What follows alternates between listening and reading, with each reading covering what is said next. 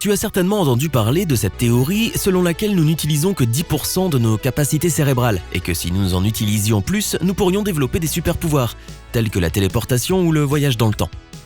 Il s'agit d'un mythe persistant qui a conduit beaucoup de gens à penser que si nous avions plus de connaissances, nous pourrions surpasser Einstein. Cette idée reçue trouve son origine dans les années 1890 quand un professeur de psychologie de Harvard a affirmé que les humains n'atteignaient pas leur plein potentiel. Cette affirmation a pris de l'ampleur et s'est répandue. Dans les années 1920, un mouvement de développement personnel a commencé à se fonder sur cette croyance et 1 tonne de livres ont été publiés pour tenter de motiver les adeptes.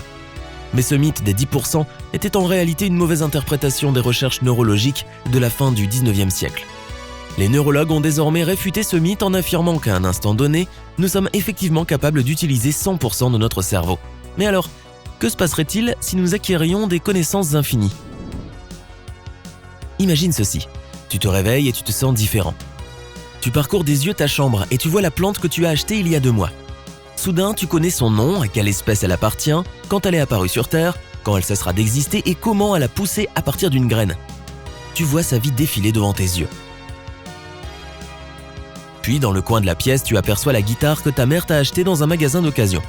Tu vois clairement comment elle a été fabriquée, il y a des décennies, et qui l'a achetée en premier.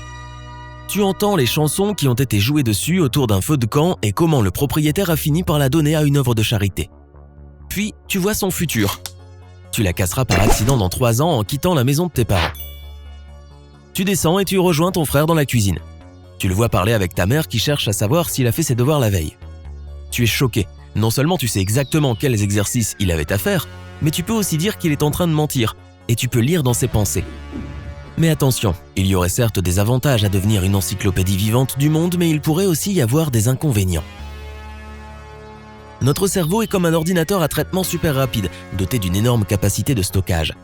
Plus d'1 milliard de neurones se connectent pour créer le réseau qui compose nos pensées et la façon dont nous appréhendons le monde. En ce moment, par exemple, tous les neurones de mon cerveau sont connectés et je pense que Mars est la seule planète que nous connaissons qui soit contrôlée par des robots. À quoi penses-tu en ce moment ? Réponds-moi dans les commentaires. J'ai hâte de lire vos réponses les plus saugrenues. Ton cerveau est en charge de ton sommeil, de tes rêves, de ton appétit et de chacun de tes mouvements. Notre capacité de connaissance est colossale. Si nous disposions d'informations illimitées, nous pourrions sans doute trouver un moyen de vivre éternellement. Ou bien nous pourrions plonger dans le chaos. Peut-être que notre cerveau pourrait créer un trou noir ou exploser. Ce serait époustouflant, mais nous y reviendrons dans un instant. La capacité totale de l'intellect humain n'est pas fixe, mais certaines études l'estiment à 2,5 pétaoctets. Donc, si notre esprit était un ordinateur, il pourrait stocker jusqu'à 300 ans de vidéos. Et non, les pétaoctets ne sont pas des octets qui explosent. Retournons dans ta chambre et imaginons que tu as toutes les connaissances du monde. Il y a 3 issues possibles à ce scénario. La première, c'est que tu le regretteras instantanément. Tu ne serais pas capable de faire face à toutes ces connaissances parce que tu apprendrais probablement quelque chose que tu ne souhaitais pas savoir. Tu serais conscient des pensées et des sentiments de chacun, de tout ce qui se passe dans le monde à un moment donné et de ce qui va se passer. Cela pourrait complètement chambouler le sens que tu donnes à l'existence. Une autre possibilité est que tu te sentes supérieur à tout le monde. Tu connaîtrais le résultat de toute action avant qu'elle ne se produise et tu pourrais lire dans les pensées des gens. Tu pourrais prédire toute relation de cause à effet. Tu connaîtrais à l'avance toutes les décisions que quiconque prendrait avant même qu'elle ne le fasse. Ce serait comme voir un film dont tu connais la fin. Et si personne ne te surpassait, alors l'une des 2 choses suivantes pourrait se produire.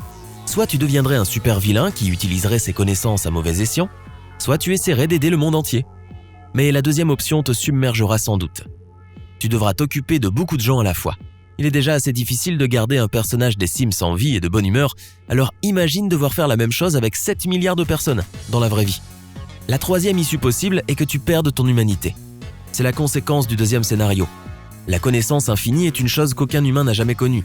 Tu verrais ce qui se passe au-delà de l'univers. Tu connaîtrais d'autres formes de vie intelligentes et des civilisations extraterrestres. Tu saurais même si nous avons une âme ou non. Mais du coup, tu ne serais plus en mesure d'éprouver les émotions qui nous rendent humains, telles que la surprise, l'espoir, l'émerveillement et la peur. Ces sentiments sont justement basés sur l'inconnu. Donc, si tu savais déjà tout, il te serait impossible de les ressentir. Tu deviendrais une froide machine à calculer. Une solution serait d'ignorer ce que tu fais et de faire comme si de rien n'était. Mais pour combien de temps ? Si tu es conscient du résultat d'un événement, comment pourrais-tu l'ignorer ? Quoi qu'il en soit, ce serait le cadet de tes soucis. Tu te souviens des neurones dont nous avons parlé plus tôt ? Eh bien, les souvenirs sont formés par leurs milliards de connexions. Ces connexions sont appelées synapses et elles peuvent se renforcer ou s'affaiblir. Pour créer un souvenir, le cerveau utilise deux méthodes, les synapses chimiques et les synapses électriques. Les synapses chimiques envoient l'information par un chemin neuronal, c'est-à-dire qu'un neurone libère des molécules dans un petit espace et le neurone voisin les récolte. Dans une synapse électrique, il y a un espace entre les neurones, donc les protéines créent un lien pour les relier. Les synapses électriques n'ont pas une grande portée, mais elles sont rapides. Ce sont celles qu'on utilise quand on doit réagir instantanément. La synapse chimique sert quant à elle à traiter des informations qui ne nécessitent pas de réaction immédiate. Donc si tu prenais connaissance de toutes les informations du monde en même temps, tu n'utiliserais que les synapses électriques. Et si un savoir infini devait voyager dans ton cerveau, ce dernier serait évidemment surchargé. Il n'y aurait pas assez de voies disponibles pour qu'une telle quantité de connaissances puisse passer. Donc, ton esprit sélectionnerait automatiquement les données importantes et effacerait le reste. Cela signifie en fait que tu ne saurais pas tout sur tout. Mais pour le plaisir d'en débattre, supposons que ton cerveau ait un processeur puissant et d'énormes capacités de traitement. Qu'arriverait-il à ta mémoire ? Les souvenirs sont une façon de ressentir le temps qui passe. Plus nous en avons stocké dans notre cerveau, plus nous avons vécu et expérimenté. C'est pourquoi le temps semble passer plus lentement lorsque tu es assis en cours à apprendre de nouvelles choses que lorsque tu es dehors en train de t'amuser. Imagine-toi en cours en train de fixer l'horloge. Lorsque tu regardes les secondes passer, elles semblent s'écouler de plus en plus lentement. Ton cerveau se remplit d'informations à mesure que tes yeux bougent. Lorsque l'aiguille atterrit sur la seconde suivante, tu es encore en train de traiter des données et il semble que le temps est ralenti. Si tu devais acquérir une connaissance infinie d'un seul coup, ton cerveau traiterait cette information pour toujours. Pense à la façon dont un ordinateur ralentit lorsque tu importes trop de données en même temps. La même chose arriverait à ton esprit. Le temps se figerait et ton cerveau aussi. Mais ignorons de nouveau ses limites biologiques.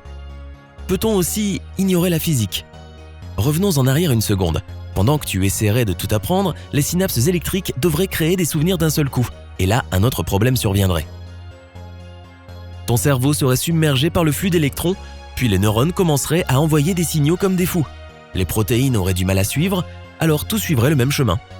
Et ça ne durerait pas longtemps, les protéines se réchaufferaient comme un câble électrique à cause de la résistance et elles seraient détruites par le courant. Et c'est là que la gravité entrerait en jeu.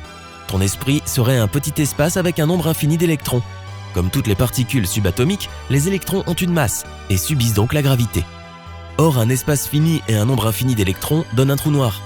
Lorsque le savoir commencerait à se frayer un chemin dans ton cerveau, les électrons infinis créeraient une attraction gravitationnelle et commenceraient à aspirer tout ce qui t'entoure, y compris ta plante, ta guitare et les devoirs de ton frère. Mais tes problèmes ne s'arrêteraient pas là. Il existe une théorie selon laquelle les trous noirs ne peuvent que croître. Mais dans le cas présent, un phénomène appelé la radiation de Hawking s'appliquerait, où le trou noir s'évaporerait et ton cerveau avec. Voilà, la question est réglée, on ne peut pas ignorer la biologie et on ne peut pas ignorer la physique. Avoir accès à toutes les connaissances du monde, y compris la prédiction de l'avenir, semble représenter beaucoup de travail. Mieux vaut lire un livre de temps en temps et regarder des vidéos sur YouTube, n'est-ce pas ?